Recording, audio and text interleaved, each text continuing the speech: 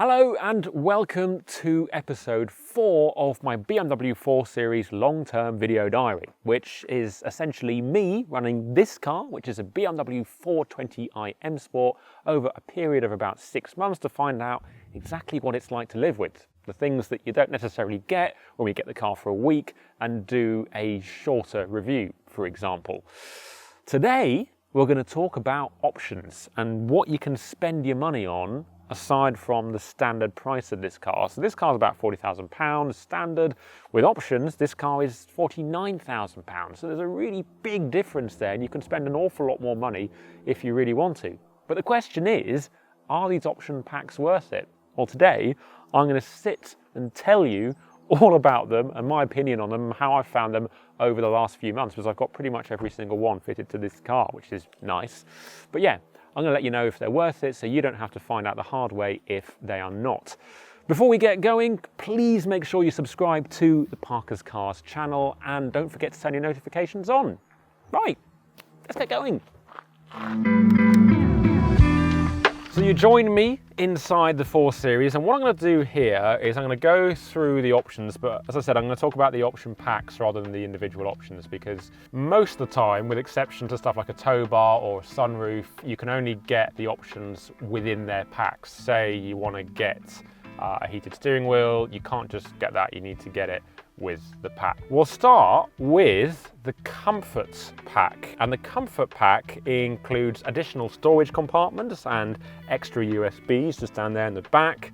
You get the Comfort Access as well, so that's basically keyless entry, the electric boot lid, so you don't have to do it manually, and also, as I just said, the heated steering wheel, which is a little button down here, and that costs £990. But also this car has got the Comfort Plus pack, so that's all those things I just mentioned, in addition to electric front seats and the memory function as well, and front lumbar support in the seats. Together with those two extra things, that's £1,950. That's about £1,000 more basically than the regular Comfort Pack. We'll talk about them individually, but also with respect to each other in case you want to get both. The individual storage compartments, I mean, you've got one down here which you can put your wallet in, that's quite handy. As I said, you've got the USBs, there's netting behind the front seats, there's a bit of netting in the back as well. It's useful. I wouldn't say it's essential though, especially with these USBs in the back, because you know, a lot of people won't put people in the back of this car because it's a coupe. Comfort Access, when you're wirelessly getting into the car, you don't have to rummage around in your handbag safe for the keys. That for me is essential, and this is a 40 grand car with this spec, and I think it really should be standard, so definitely worth it. Electric boot lids, I mean, do you need it? Probably not. Some people that might be essential for them, but I reckon for a lot of people it won't. The heated steering wheel, really nice to have, especially in winter. At the moment it's getting a lot sunnier here. Ask me about it now, I would say it's not essential, but in the winter you probably will want that. On balance, and I think mainly even just for the Comfort Access, the keyless entry, you really want the Comfort Pack. As for the Comfort Plus Pack, which adds an extra £1,000 and gives you electric seats with memory and the lumbar supports, I haven't tried it without, so I don't know what it's like without the lumbar support. I think that's probably going to be the main thing, because if you're uncomfortable in this car, then that's really not going to make you very happy, and the whole thing is going to be ruined for you. So it is about £1,000, as I said, extra, but because you get the front seats electric and the memory and the lumbar thrown in, I don't think you can put a price on being comfortable. So yeah, definitely say get the Comfort Pack, and ideally the Comfort Plus Pack as well. Next up on the list is the Technology Pack, and of course the Technology Plus Pack, which we also have fitted to this car. I'll start with a Technology Pack on its own, which is £1,900, and with that you get wireless charging just there in the center console. You get the Harman Kardon surround sound system, you get the head-up display, and the gesture control, which I'll go into a little bit more detail in a second. If you go for the Plus Pack, you get quite a lot added on. So Technology Plus Pack, which is £3,650, so about 1,700 quid more than the regular Technology Pack. You also get Parking Assistant Plus, which gives you the top view, the panorama view, the 3D view, so you can really see all around the car, gives you a nice view of that. The Driving Assistant Professional, which is your adaptive cruise control, your lane guidance. Drive Recorder, which records what's happened around the car, say if you're in an accident. I'll talk about that more in a second, and also the Wi-Fi hotspot. On the technology pack, the wireless charging, it's nice, but you don't need it. You can just plug it into a USB, so you can save money on that. The Harman Kardon surround sound sounds brilliant, but in my experience, standard BMW sound systems are actually pretty good as well. So unless you're a massive audiophile, again, you can probably save a bit of money there. The head-up display, useful. I think it's most useful in the M4 when it's such a quick car that you don't really want to start looking down at the speedo. This is more relaxed, and I don't think you necessarily need to have it because it's just a slower, more genteel experience driving this car. Gesture control, I thought this was pretty cool when I first got it because it means that you can do that kind of thing to turn the volume up, as you can now hear, and then you do that to turn it down. You can also do that gesture to stop a track or start a track. And it's great, but I'm pretty much on the verge of turning it off because if you're quite expressive with your hand gestures as you're talking to someone or you're on the phone, the wireless, the hands-free, it just takes everything you do and turns it into a gesture. So you end up skipping tracks, turning the volume up, doing whatever, and it can end up being a pain in the arse, so you don't need it. Which basically means technology pack you could probably save the money on.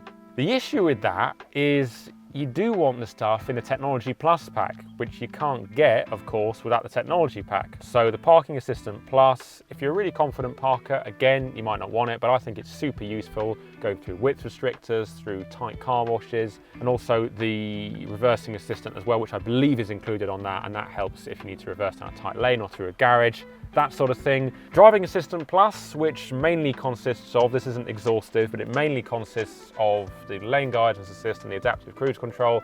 I think that's actually really useful, and also it's a good example of the software. Some systems aren't very good. I reckon this one is. It's very useful in traffic jams. It isn't too rough on the adaptive cruise, so you're not going forwards and backwards with your speed really aggressively, and the steering as well. That's nicely programmed. Again, you might not need it, but I think in a car like this, a nice luxury car, it is super useful. Something else that is super useful is the drive recorder. Now, think of this basically as having a dash cam in the car, but without having to have that awkward dash cam set up. With this, it just uses the parking cameras around the car, and then say, you know, someone cuts you up rotten or you get involved in an accident. In an accident, it'll automatically save, there's the gesture control. In an accident, it'll automatically save the footage, the last 20 seconds and the next 20 seconds, and you can also do it manually by hitting the button down here. So that's really useful, and it gives you a completely 360-degree view as well. Wi-Fi hotspot, I don't think you need that, honestly.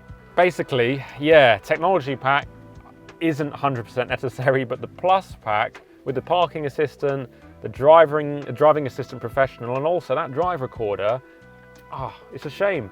I reckon you need that, and it's actually quite expensive, 3,650 quid. Finally, the visibility pack, £1,500, and actually it's the only one that I haven't got fitted to this car. And it brings laser lights, so basically more effective headlights, and also high beam assistant. Now, interestingly, the high beam assistant, you can get that on this car. I just need to pay for it via the infotainment system, and then it's unlocked. You don't have to pay the full 1,500 quid. The laser lights are very good.